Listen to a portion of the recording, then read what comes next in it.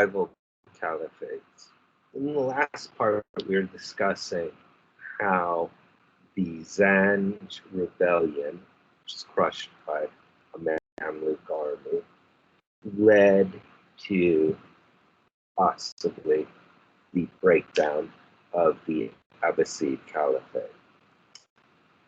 And, it is part of a process. The Abbasids never really had full control over Spain or the most western part of North Africa. One of the only surviving Umayyad, Abdurrahman ibn Muawiyah, had made his way to Spain after the massacre of his family, and he had gotten himself in power in Spain by 756. Officially, he recognized the Abbasids as his rulers, but he never forgot how they had done his family wrong, and his family would continue to rule most of Spain as steadily more and more independent. About 30 years later, Morocco becomes independent under its own dynasty, the Idrisids. Steadily, other areas will follow, mostly around the edges, with local rulers still on paper recognizing the Caliph in Baghdad as a supreme ruler, but largely going their own way. There'll be dynasties like the Aghlabids who will rule in Tunisia. They will conquer the island of Sicily from the Byzantines and attempt to conquer Italy itself. The Samanids, who create a pretty successful independent state in Central Asia. Even a dynasty of Shia called the Tahirids, who will actually control Baghdad itself, even while the Caliph is still living there. The Hamdanids, who are another Shia dynasty who come to power in Aleppo.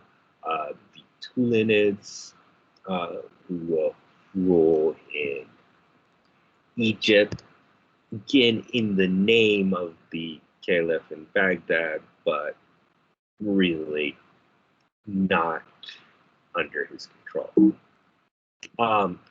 However, none of these directly contest the power of the Abbasid family. During the 10th century, though, in North Africa, a group of Shia from the Ismaili sect will revolt in the rural area of sort of south central Tunisia and eastern Algeria. They will gain support among some of the rural populations and Moorish tribes there. From that basis, they will take control of most of Tunisia and Algeria, establishing and declaring themselves to be caliphs of a new Fatimid dynasty from their capital of Mahdia, coastal Tunisia. Their fortress is used frequently in movies, but that's a completely different subject.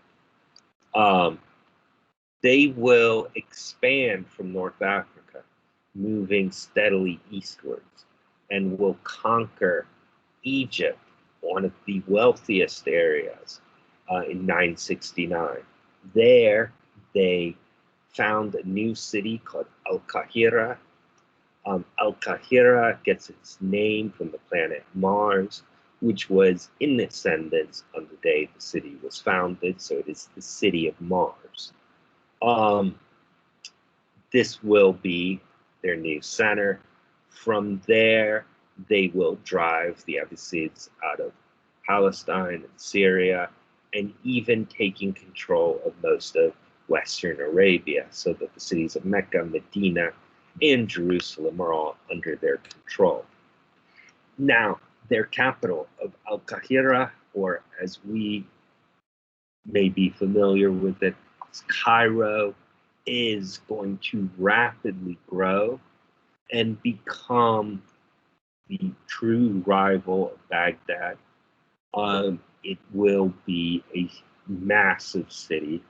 It still is. It is in the top 3 or 4 cities in the world, even today. In Cairo, soon after it is established as a new city, the Fatimids establish a mosque called the Al-Azhar Mosque. And in the mosque, they establish a school, which is still in existence, Al-Azhar University.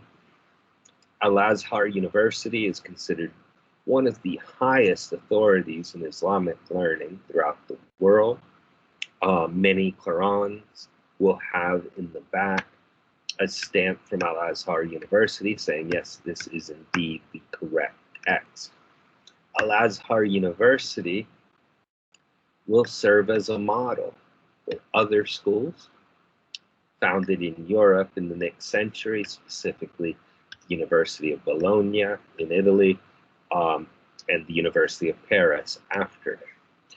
Those schools will copy the clothing styles of students at Al-Azhar University, which will be a robe, usually black, worn over outer clothing to show that someone is a scholar of Islam, and a sort of flat-topped hat. Those robes, sort of Harry Potter robes, will stay normal in European academia for centuries, will be passed on to American universities, and hopefully in a little more than 2 years from now, many of you will be wearing those robes developed in medieval Egypt as you walk across and receive your diploma. Something to remember. Now, once they're in Cairo, the Fatimid state will have many problems. There will be rival armies.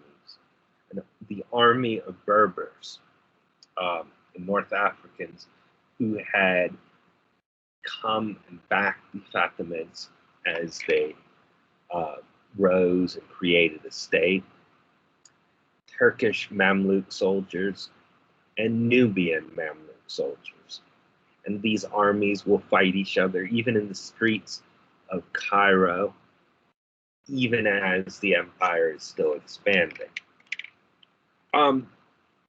The empire, the Fatimids, also have one of the strangest rulers of world history, Al-Hakim. Al-Hakim is quite young when he becomes caliph. He's 11. And as ruler, as he comes into power and pushes away his advisors, he becomes quite fanatical in his religious views. He will persecute Christians. He destroys the Church of the Holy Sepulchre in Jerusalem as an affront to Islam. He persecutes Jews, and he persecutes Sunnis because, of course, he is a Shia. But he's not a normal Shia. He initially seems to have thought himself as equal to Prophet Muhammad as an Imam of Islam. But near the end of, 36 years that he's on earth, he will declare himself a god and attempt to found a new religion. When he's 36, he goes out into the city of Cairo and never returns. His followers will believe he had gone back to heaven. You might seem kind of odd, but some of his followers will go and preach and convert people in the mountains of northern Palestine and Lebanon and and Syria, and they're still there. They are called the Druze, and they have a religious scripture, the Hakuma, that is supposed to have been composed by Al Hakim, and believe him to have be God. There are probably about 2 million Druze today in the world. Now, leaving the Fatimids there are other things going on, but we will come back to those in about a week.